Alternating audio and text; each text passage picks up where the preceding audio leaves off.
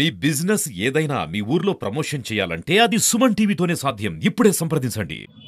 ఆయన కేవలం రాష్ట్రంలో నిందితులు అనేటట్టుగా దోషులు అనేటట్టుగా ప్రచారం చేస్తూ ఉన్నారు.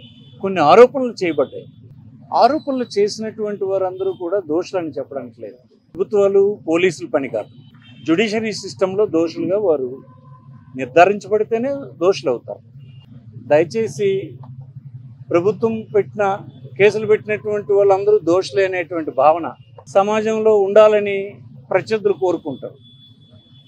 కానీ నేను సమాజానికి కోరేది ఏంటంటే, రాజకీయాల్లో నేడు ప్రత్యర్థుల్ని దోషులుగా చూపించడానికి అధికారాన్ని అంతటినీ ఉపయోగించేటువంటి పరిస్థితులు ఉంటున్నాయి. అర్థం చేసుకోవాలని కోరుతున్నాను. దోషులని ఎవరినైనా మనం అనాలంటే కోర్టు నిర్ధారించినంత వరకు దోషులుగా మనం చెప్పలేము. ఆరోపణలు చేయబడ్డ వ్యక్తులుగానే వీరిని చూడాలి. వారితో కలిసాం. ఆయన ధైర్యంగా ఈ రాష్ట్రంలో ఉండేటువంటి పరిస్థితులను ఎదుర్కోవడానికి సిద్ధంగానే ఉన్నాడు. కోర్టులో అతనికి బెయిల్ వస్తుందన్నటువంటి అభిప్రాయంతో ఉన్నాడు. వారందరికీ, ఒక కుటుంబానికి అందరికీ మేము అండగా ఉంటామని చెప్పడం జరిగింది. వారు రాజకీయాల్లో చాలా కాలం ఇంకా సమాజానికి సేవలు అందించాల్సినటువంటి వాడు. వారి కుటుంబానికి జిల్లాలోనూ రాష్ట్రంలోనూ చాలా మంచి పేరుంది. నేను చిత్తూరు జిల్లాలో చాలా కాలం ఇన్ఛార్జిగా కూడా పనిచేశాను.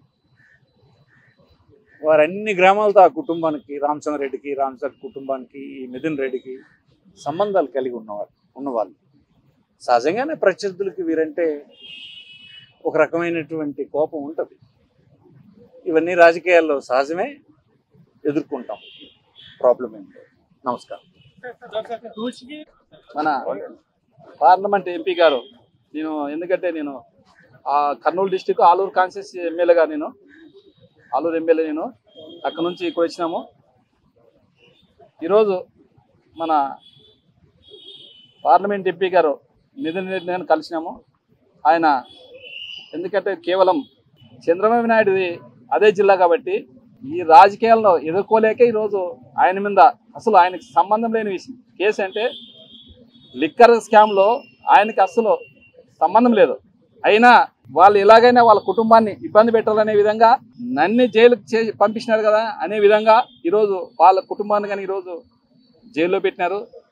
అసలు ఈరోజు ఆయన మాట్లాడిన చూస్తే చాలా ఆయన ధైర్యంగా ఉన్నాడు. నాకేం అసలు దాంట్లో నాకు ఎలాంటి సంబంధం లేదు దాంట్లో లిక్కర్ స్కామ్లోనా, అయినా నేను ఇబ్బంది పెట్టి ఇట్లా జైలు వేసిన నేను చాలా ధైర్యంగా ఉన్నాను, నాకేం లేదు, ఖచ్చితంగా బెయిల్ వస్తుంది అనే విధంగా ఈరోజు మన ఎంపీ గారు మాట్లాడినారు. ఈరోజు ఈ లోకేష్ కానీ, ఈ పవన్ కళ్యాణ్ కానీ, ఈ చంద్రబాబు నాయుడు గారు వీళ్ళు వచ్చినప్పటి నుంచి కూటమి ప్రభుత్వం ఏర్పడిన రోజు నుంచి వారు రెడ్ బుక్ రాజ్యాంగం నడుస్తుంది తప్ప వాళ్ళ పరిపాలన గురించి అసలు లేదు.